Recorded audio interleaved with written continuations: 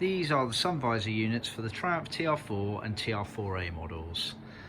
They are a PVC material and they get embossed, bonded round a hardboard panel with foam and a metal bracket on them.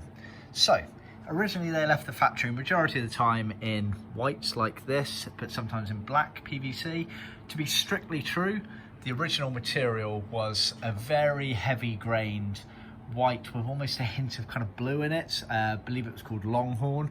As far as I'm aware, it's no longer made, unfortunately, so we revert to the next closest thing that we can readily access, which is this white PVC material.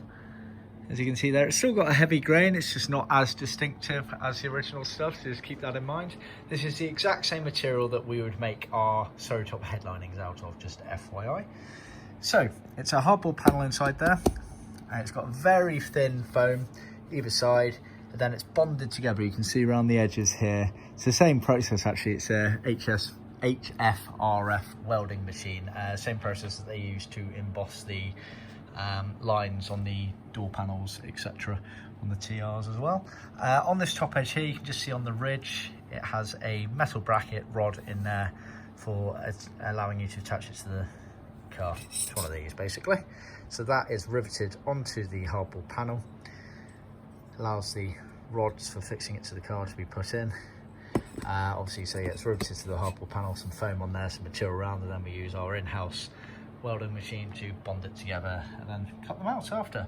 So that are those are the Sun Visors in white PVC, also available in black PVC, both original.